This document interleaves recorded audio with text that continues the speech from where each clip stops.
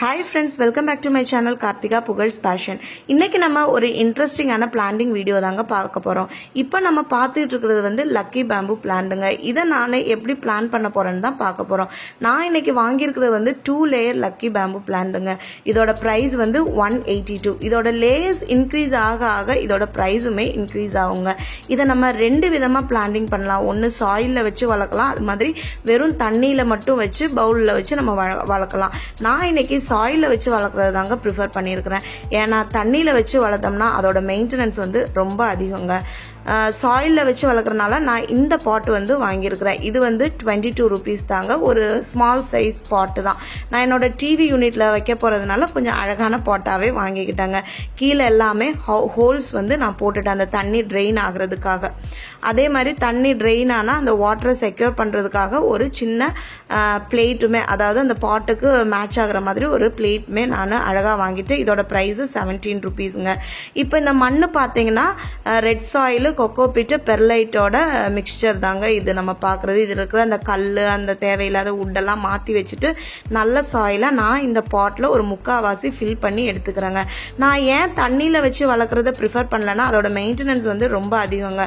Means 4 days once ஆச்சும் நம்ம அந்த தண்ணியை வந்து மாத்திக்கிட்டே இருக்கணும். அது மட்டும் இல்லாம அந்த பவுல வந்து அட்லீஸ்ட் மந்த்லி ஒன்ஸ் ஆச்சும் நம்ம கிளீன் பண்ணணும்.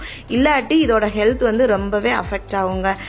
அதனால அதை நம்ம ரொம்ப ப்ராப்பரா பண்ணணும். அதுக்கு நமக்கு டைம் இருக்காது. அதனால நான் என்ன பண்ணிட்டேன், சாயிலே வச்சு வளர்த்துட்டேன். நெக்ஸ்ட் என்ன சொல்றாங்கன்னா, தண்ணியில வச்சு வளர்க்கறத விட சாயில்ல வச்சு வளர்க்கறது தான் இதுக்கு ரொம்பவே ஹெல்தி அப்படின்னு சொல்றாங்க. இப்ப நான் இந்த 2 லேயர், அந்த ஃபர்ஸ்ட் ரெட் இருக்குது பாத்தீங்களா மேல, அது முங்குற அளவுக்கு நான் இதை மண்ணு போட்டு கவர் பண்ணிட போறேங்க. அதே மாதிரி இந்த ஸ்டெம், இந்த லீவ்ஸ் எல்லாம் ஒரு yellowish கலரா மாறுதுனாலே நம்ம அதை வந்து கட் பண்ணி செப்பரேட்டா எடுத்துடணும். இல்லாட்டி அது வந்து எல்லா லீவ்ஸ்க்கும் இல்லாட்டி அந்த எல்லா ஸ்டெம்ஸுக்குமே அந்த டிசீஸ் வந்து பரவிடுங்கிறாங்க. அதை மட்டும் நம்ம ரொம்ப கவனமா பார்த்துக்கணும். இதுக்கு வந்து டைரக்ட் சன்லைட் தேவையே இல்லைங்க. இன்டைரக்ட் ரூம் பிரைட்னஸே ஓகே தான். டைரக்ட் சன்லைட்ல வச்சோம்னா இந்த இலையெல்லாம் அப்படியே கரிஞ்சு போயிடுங்க. அது மாதிரி வாட்டரிங்குமே 2 days ஒன்ஸ் நம்ம பார்த்துக்கிட்டா போதும். ஆனா ரொம்ப ட்ரையாக விட்டுறக்கூடாதுங்க.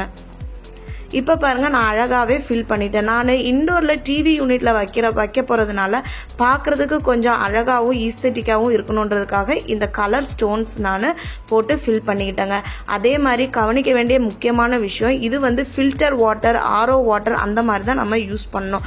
நார்மல் பைப் வாட்டர் யூஸ் பண்ணோம்னா அதுல ஃப்ளோரைடும் குளோரினும் இருக்கிறதுனால இதோட ஹெல்த் வந்து ரொம்பவே அஃபெக்ட் ஆகுங்க. இந்த வீடியோ உங்களுக்கு யூஸ்ஃபுல்லா இருந்துச்சுன்னா please don't forget to like, share, subscribe and comment my channel. Bye friends.